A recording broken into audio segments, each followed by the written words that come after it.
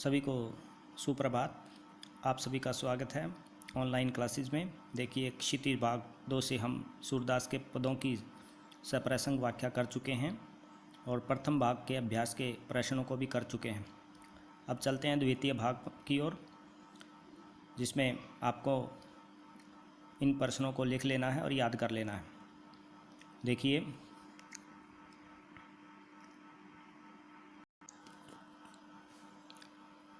प्रश्न है, कृष्ण के प्रति अनन्य प्रेम को गोपियों ने किस प्रकार अभिव्यक्त किया है। यानी वो श्री कृष्ण से बहुत ज़्यादा प्रेम करती थी, इसकी अभिव्यक्ति, इसको उन्होंने कैसे दर्शाया है, पूछा है। तो उत्तर में आप लिखेंगे, गोपियाँ रात दिन सोते जागते सिर्फ श्री कृष्ण का ही नाम रटती रहती हैं। श्री कृष्ण के प्रति अपने अनन्य प्रेम को गोपियों ने चींटियों, हरिल की लकड़ी के उदाहरणों द्वारा व्यक्त किया है। उन्होंने स्वयं की तुलना चींटियों से और श्री कृष्ण की तुलना गुड़ से की है। उनके अनुसार श्री कृष्ण उस गुड़ की भांति हैं जिस पर चींटियाँ चिपकी रहती हैं। हारिल एक ऐसा पक्षी है जो सदैव अपने पंजे में लकड़ी या तिनका पकड़ा रहता है। वह किसी की ओर दिशा की ओर नहीं छोड़ता, किसी भी दशा में नहीं छोड़ता, यानी उसको छोड़ना नहीं चाहता। उसी प्रकार गोपियाँ जो हैं श्री कृष्ण को अपने से अलग नहीं होने देना चाहती। चींटियाँ गुड़ पर चिपकी रहती हैं और मर जाती हैं, लेकिन उससे अलग होना नहीं चाहती। तो आप लिख सकते हैं, उसी प्रकार उसी तरह गोपियों ने मन, वचन और कर्म से श्री कृष्ण के प्रेम रूपी लकड़ी को दृढ़ता से पकड़ रखा है। अगला प्रश्न, गोपियों ने उद्धव से योग शिक्षा कैसे लोगों को देने की बात कही है। याद हो आपको, अंतिम पंक्ति उस पद्यांश में थी, यह तो उन्हीं लो सौंपो जिनके मन चक्री। तो आप वहाँ से उत्तर बना सकते हैं। उद्धव अपने योग संदेश में मन की एकाग्रता का उपदेश देते हैं, यानी योग साधना कैसे साधते हैं उसके बारे में बताते हैं। गोपियों के अनुसार योग की शिक्षा उन्हीं लोगों को देनी चाहिए जिनकी इंद्रियां और मन उनके बस में नहीं होते, अर्थात जिनके मन चंचल हैं और इधर उधर भटकते रहते हैं। गोपियों को योग की आवश्यकता नहीं है, क्योंकि गोपियां अपने मन व इंद्रियों से श्री कृष्ण के प्रति एकाग्रचित हैं। उनके अलावा वो किसी और को नहीं चाहती। ऐसे आप लिखेंगे। आगे देखिए, प्रश्न है, प्रस्तुत पदों के आधार पर गोपियों का योग साधना के प्रति दृष्टिकोण व्यक्त करें या स्पष्ट करें। तो ऊपर जो बताया गया था वो बातें भी आप इसमें जोड़ सकते हो, प्रस्तुत कर सकते हो। लिखेंगे, प्रस्तुत पदों के आधार पर स्पष्ट है कि गोपियाँ योग साधना को निरस, व्यर्थ और अवांछित मानती हैं। गोपियों की दृष्टि में योग साधना उस कड़वी ककड़ी के समान है जिसको खाना बड़ा मुश्किल है या निगलना बड़ा ही मुश्किल है। सूरदास जी गोपियों के माध्यम से कहते हैं कि उनके विचार में योग साधना ऐसा रोग है जो उन्होंने पहले कभी देखा न ही सुना। अतः वे योग साधना को ऐसे लोगों को देने की बात कहती हैं जिनके मन चक्री हैं। और अब आप उसमें ये जोड़ सकते हो, गोपियों के अनुसार जिनके मन चंचल हैं, इधर उधर भटकते रहते हैं, उनको योग साधना सौंप सकते हैं। उन्हें योग साधना की आवश्यकता नहीं है, वो तो प्रत्यक्ष श्री कृष्ण से ही लगाव करना चाहती हैं, लगाव रखती हैं। अगला प्रश्न, गोपियों के अनुसार राजा का धर्म क्या होना चाहिए। राजा का धर्म क्या होना चाहिए। तो गोपियों के अनुसार राजा का धर्म प्रजा को अन्याय से बचाना तथा राजधर्म का पालन करते हुए प्रजा का हित चिंतन करना है। यही बात जो है पद्यांश में व्यक्त की गई थी, यही आपने लिखना है। अगला प्रश्न,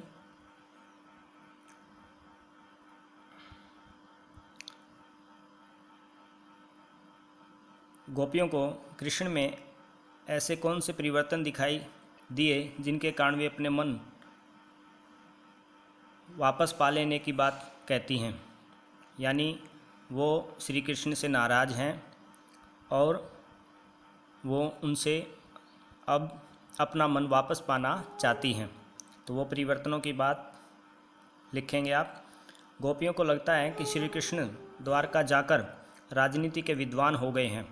उनके अनुसार श्री कृष्ण पहले ही बहुत चतुर थे, अब भारी भरकम ग्रंथों को पढ़कर वे और अधिक चतुर हो गए हैं।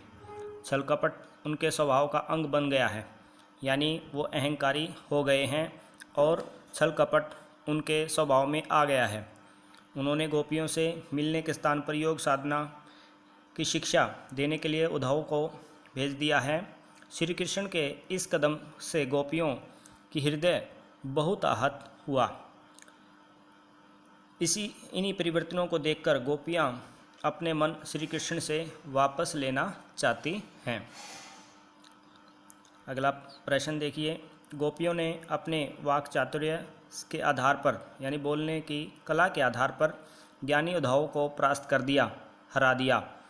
उनके वाक चातुर्य की विशेषताएं लिखिए। उनकी बातचीत करने के ढंग की क्या क्या विशेषताएं हैं वो आपने बतानी हैं। गोपियाँ बात बनाने में किसी को भी परास्त कर सकती हैं, पदों के माध्यम से हमें पता लगा है।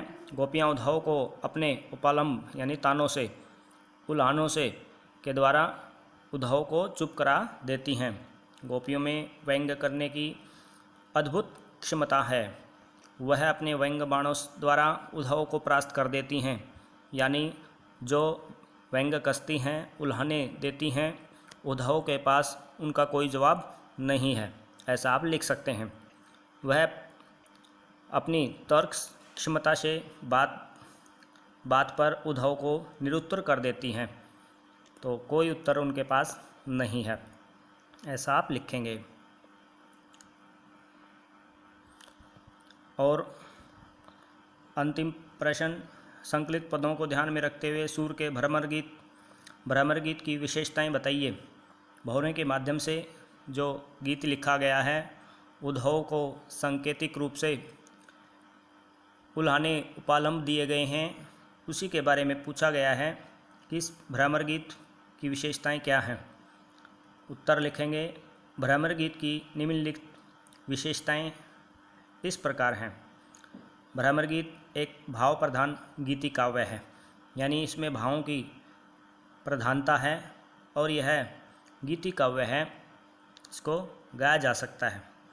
इसमें उदात्त भावनाओं यानी उत्कृष्ट, बहुत उच्च स्तर की भावनाओं का मनोवैज्ञानिक चित्रण हुआ है। गोपियों के माध्यम से ऐसा कवि ने किया है।